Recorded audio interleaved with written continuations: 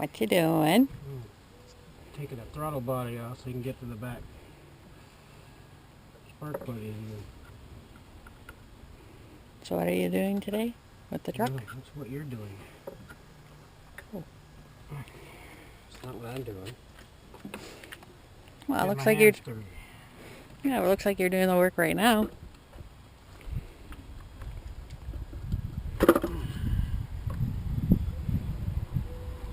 Once you grab the cleaner, we have brake cleaner and stuff like that too.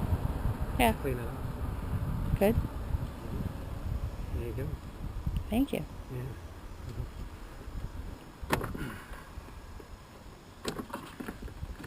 You remember where all these hoses go? A little bit.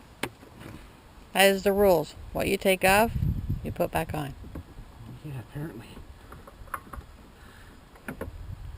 And they have to go on the right way. Yeah, usually straight on. Well, you can screw them up, can't you? Yeah. Well, it's vacuum lines, so technically no.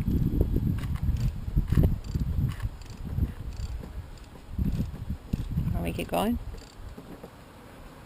Hey, you can stop it. Okay, so why don't you talk to it? No! Because I don't like being videotaped. Tough shit. What are you doing? Don't, please. What are you doing? We are changing the spark plugs on our Jeep Grand Cherokee. On yours. On mine. Yes. On my Christmas present. There you go. Yeah. Alright. So today we started the spark plugs change on the wife's Jeep Grand Cherokee 2000. We did the driver's side. And like normal people try and do, they try and change it on their own and don't know how to do it properly. My wife is a prime example of that when she tries to do stuff. So what you want to do when you change anything, you always, especially all the stuff that hasn't been changed before, it's going to be rusted up. So you want to tap the ratchet, break it loose, so you don't cross-thread it on its way out. So I'm going to do that now with this other side, the right side of the motor, not the wrong side. Anyways, yeah, we're just starting with the coils. We take them off. We'll pull the coil out. It's going to be, what I'm using is a 10 mil on these things, and I took the throttle body off because it gave me more access to be able to use the ratchet after I've broke it loose.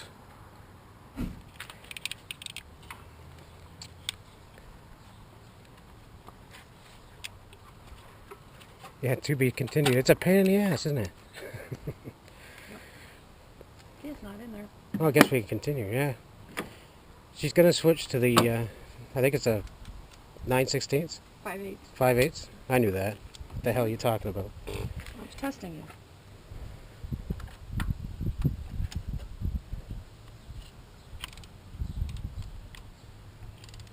Is that loose? Better not be.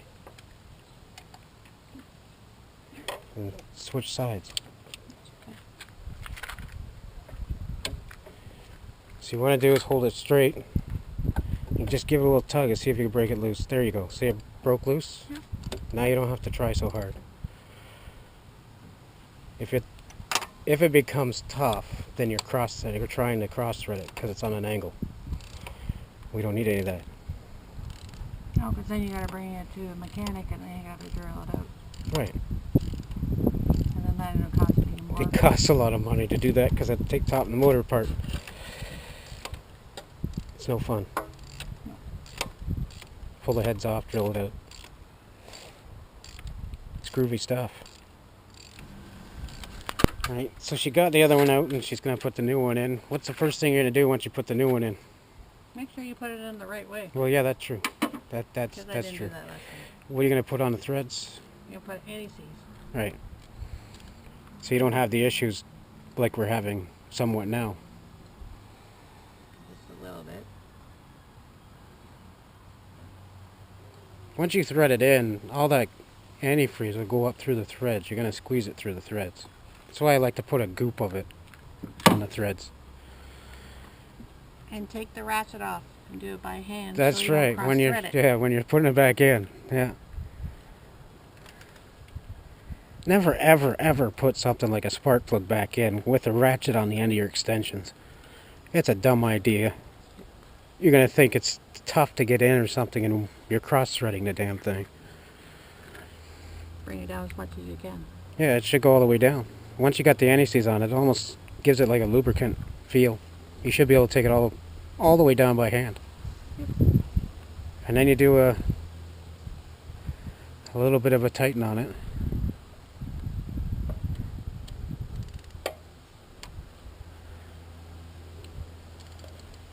A lot of people like to reef on these things, and you don't need to.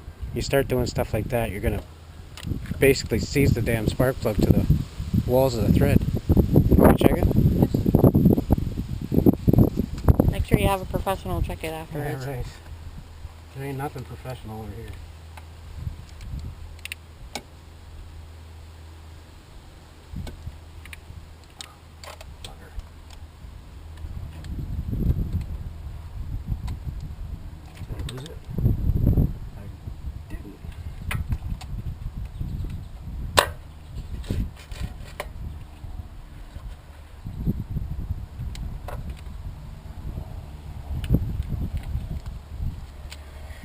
Yeah, you can stop it now, at least. She's gonna put the old coil back on, and when she lines it up for the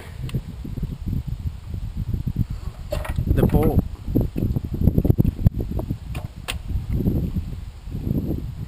she's gonna put the nut on. She's gonna put some anti-seize on the bolt that's in front of it, or that holds the coil. Again, it's all rusted. This is a moist area of the motor that's gonna get covered. Everything's going to rust, so you want to try and stop from everything having seized up. It's a pain in the ass. Again, if it gets seized up, then you got to bring it to a mechanic. Oh no, More money. those we can cut off and somehow to figure out a way to put one back on. They should have nuts here, so you can take them out. If they seize up, cut it off. You can take it out here, just unscrew it, basically unbolt it out of the plenum, or actually intake in this case, because it's actually part of the plenum. All one piece, all plastic. I can't stand that shit. Well, yes, you can fix that at home if you have the tools and the ability, I guess. The brain. See what she's doing? She starts it by hand to the bottom so she doesn't cross thread the nut.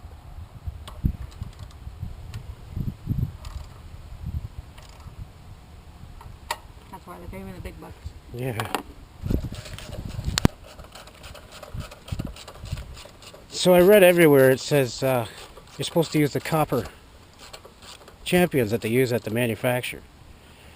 And when we took out of here and the thing, had an occasional miss on it, and you figure out that they've got to be fairly, I think they've worn, that's got to be almost 0.55 when it's supposed to be a 0.40. So I bought Champion, well, Lisa, my wife, bought Champion. I gapped them. We've been just putting them on. But it's kind of interesting to see how much they wear out and how quickly. So we're on the last spark plug. It's underneath everything Second that last. holds. Second last, yeah. Oh, my bad. Yeah. It's an 8-cylinder. But you're gonna have to remove the old dipstick holder where it's mounted onto the side of the plenum there. So you have to undo that one nut there. It should lift up enough that you can move it out of your way to get that 7th spark plug changed. Because I missed that. Anyways, while you've got all this stuff out and you have your throttle body off, which you don't need to replace the gasket because it's got a little neoprene gasket that sits right inside the plenum there, that blue ring. So you can pull it off and service it yourself. But you got an IAC valve that sits in the side of the throttle body that you can pull off, and you'll clean that out. And you're going to need a Torx bit, which you can pick up. Usually comes with some kits, but you're going to need a, whatever the hell this one is, a Torx 25, I thought it was. Yeah, I did. So you can clean out the sensors before you go and button everything back up. and that's it. Alright, so we get to this second last one. It's been a bitch. It's got 3 mounting points for this, for the oil dipstick and where it's connected to. This bracket's got to come off, simply so you can actually pull the coil out and you can move everything out of the way while you're trying to get everything else off. Now with this IAC that I'm going to pull out here, I've already got it loosened off pretty much all the way, but it's got a lot of gunk on it, so it's going to have to be cleaned off. Because it's out already, might as well.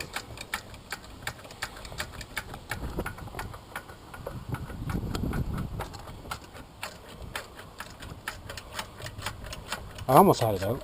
I thought I did almost have it out. There you go. It's got a lot of carbon buildup, the usual stuff, so that'll be cleaned off and put back together. I'll get the mass air out of the way once I get this done.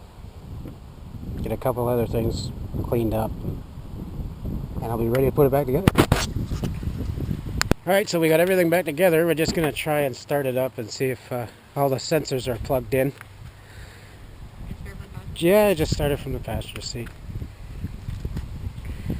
We'll find out shortly.